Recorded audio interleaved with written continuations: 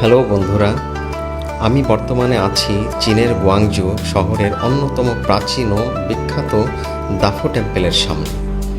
আধুনিক শহরের ব্যস্ততার মাঝে দাঁড়িয়ে আছে এই হাজারো বছরের পুরনো বৌদ্ধ মন্দির। একদিকে ইতিহাসের গল্প, অন্যদিকে আধ্যাত্মিক শান্তির ছোঁয়া, সব মিলিয়ে জায়গাটা সত্যিই অসাধারণ।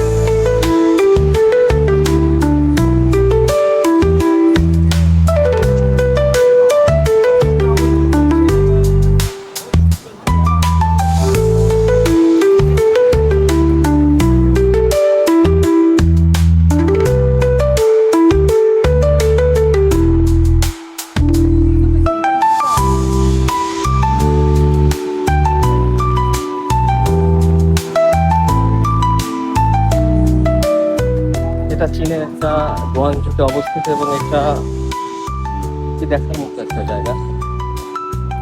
প্রচুর পর্যটক আসে প্রতিদিন। গুয়াংজুর সবচেয়ে প্রাচীন বৌদ্ধ মন্দিরগুলোর মধ্যে দাফো মন্দির অন্যতম। এর ইতিহাস শুরু হয় প্রায় 1000 বছর আগে, সাউদার্ন হান রাজবংশের সময়। তখন সম্রাট লিউ ইয়ান খ্রিস্টীয় 916 সালে এই মন্দির নির্মাণ করেন। প্রথমে এর নাম ছিল সিনজাং টেম্পল। পরে সময়ের সাথে সাথে এই মন্দিরের নাম ও রূপ পরিবর্তন হতে থাকে। ইউয়ান রাজবংশের এর নামে রাখা হয় ফুতিয়ান আন। মিং রাজবংশে আবার পরিচিত হয় লংজাং টেম্পল নামে।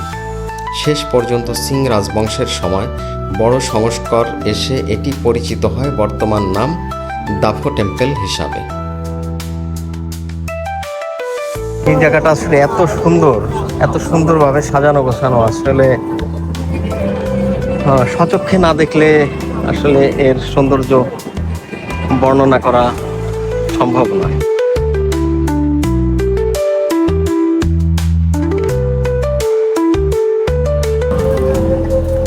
এটা মনে হয় কোনো মার্কেট, দাফো টেম্পলের অপোজিটে।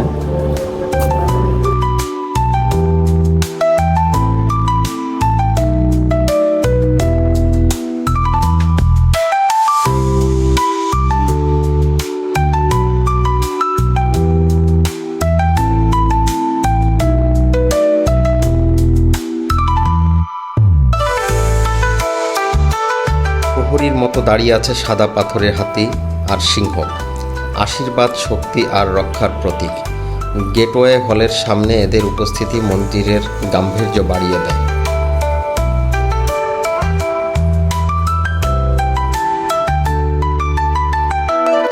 দাফো মন্দিরের ছাদে বাঁকানো কাঠের বিম, টালি আর কারুকাজ করা কাঠের কাঠামো ব্যবহার করা হয়েছে।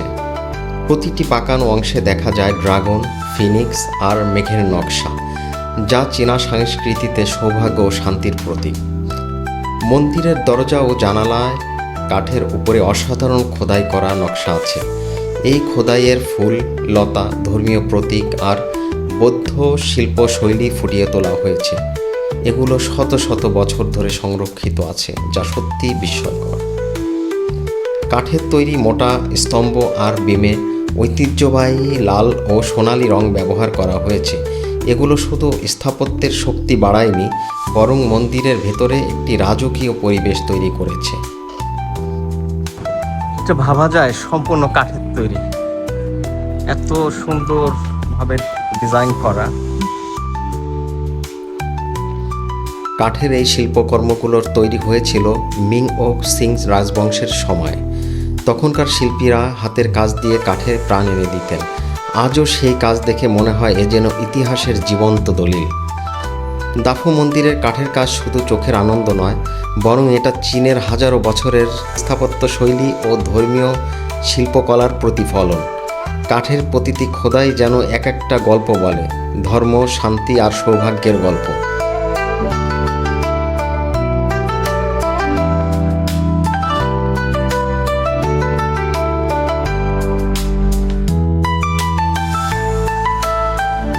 এখানে আছে গ্রন্থাগার, বৌদ্ধ গ্রন্থ অধ্যয়ন, নীরবে বসে পড়া কিংবা ধ্যানের জন্য আদর্শ এক কোণ।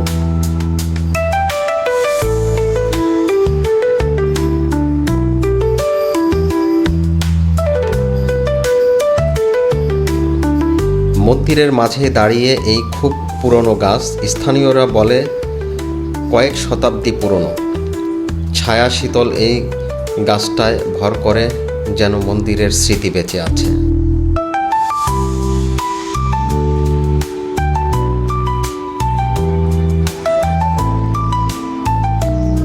এটা হচ্ছে ডাফো টেম্পেল। আমি ঠিক মাঝখানে ডাফো টেম্পেলের মাঝে একটা ফাঁকা স্থান, এখানে এটা হচ্ছে একটা বুদ্ধ মন্দির।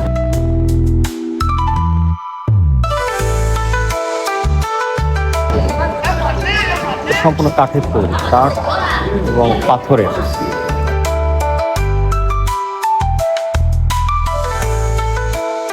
মন্দিরের ভেতরে ভেজিটেরিয়ান রেস্টুরেন্ট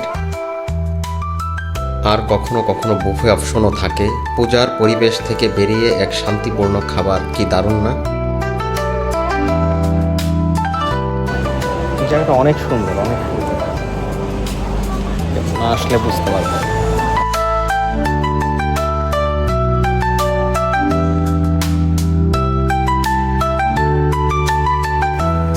মন্দিরে ঢুকলেই ধূপদানি থেকে উঠে আসা ধোঁয়া, ঘ্রাণ একটা শান্ত অনুভূতি দেয়।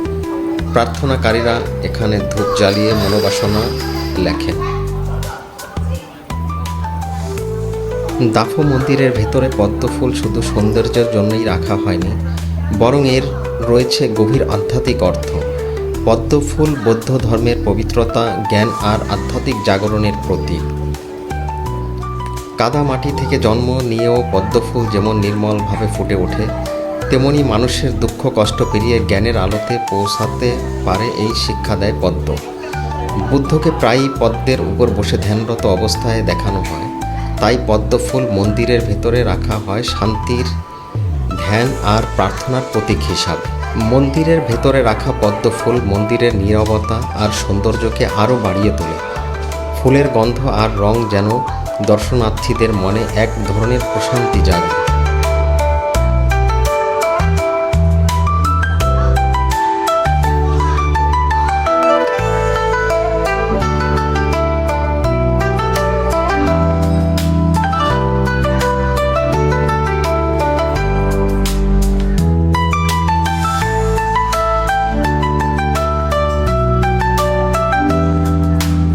মন্দিরের ভেতরের ফুলগুলো শুধু পরিবেশকেই সুন্দর করে না, আমাদের মনকেও শান্ত আর নির্মল করে তোলে। প্রতিটি ফুল যেন আমাদের শেখায় জীবন ক্ষণস্থায়ী, তাই ভালোবাসা ও সৌন্দর্যে ভরে তুলতে হবে প্রতিটি মুহূর্ত।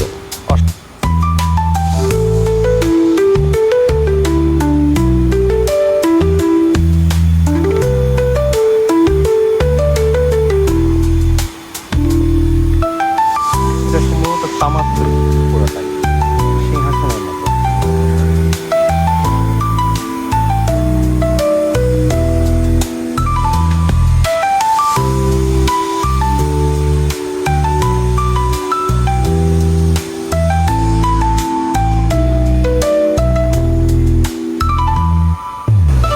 এটা বুদ্ধদের একটি ধর্মীয় স্থান, উপাসনার স্থান।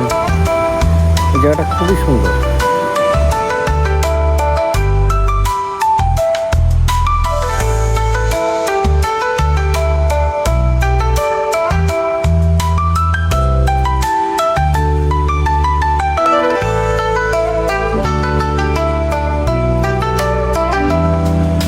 গাছটাকে এত সুন্দর করে ডিজাইন করেছে, হয়তো বছরের পর বছর লেগেছে এটা করতে।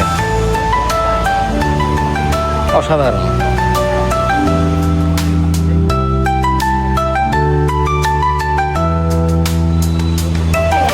মেঝে সম্পূর্ণ পাথরের খণ্ড কেটে কেটে তৈরি করেছে। এটাই মহাবীর হল। ভেতরে আছে 3টি বিশাল ব্রোঞ্জের বুদ্ধ মূর্তি। প্রতিটির উচ্চতা প্রায় 6 মিটার আর ওজন প্রায় 10 টন।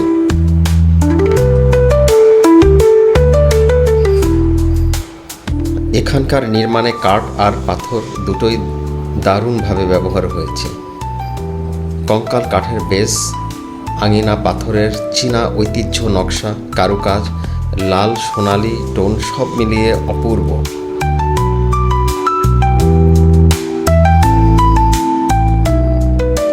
প্রতিদিনই এখানে অনেক দর্শনার্থী আসেন, কেউ ইতিহাস খুঁজতে, কেউ শান্তি পেতে, কেউ বা কেবল স্থাপত্য সৌন্দর্য দেখতে। শহরের হৃদয়ে দাঁড়িয়ে এই মন্দির মানুষের মনকে খুব সহজেই টেনে নেয়।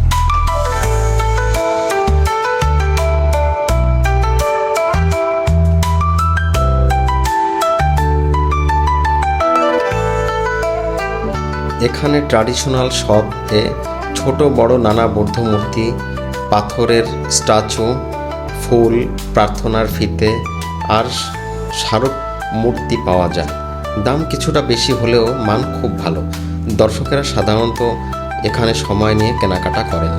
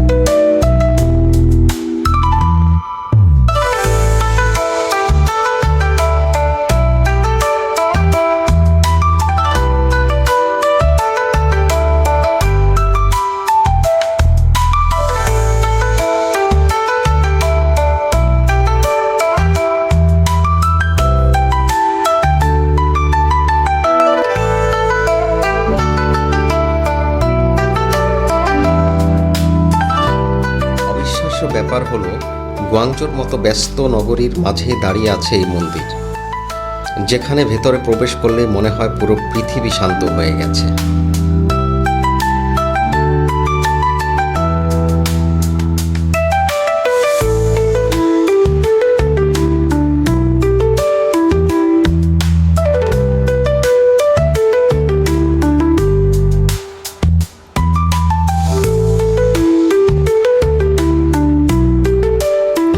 বন্ধুরা, এটা ছিল আমার গুয়াংজোর দাফো টেম্পল ভ্রমণ। এখানে আমি দেখেছি হাজার বছরের পুরনো স্থাপত্য, কাঠ আর পাথরের তৈরি দৃষ্টিনন্দন মন্দির।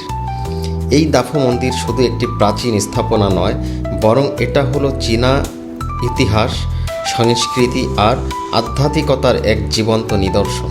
আমার কাছে ভ্রমণের এই অভিজ্ঞতাটা সত্যিই ছিল অসাধারণ। আশা করি আপনারা ভিডিওটি উপভোগ করেছেন। ভিডিওটি ভালো লাগলে লাইক, কমেন্ট এবং শেয়ার করতে ভুলবেন না। নতুন ভ্রমণের গল্প নিয়ে আবার আসবো খুব শীঘ্রই। সবাই ভালো থাকবেন। ধন্যবাদ।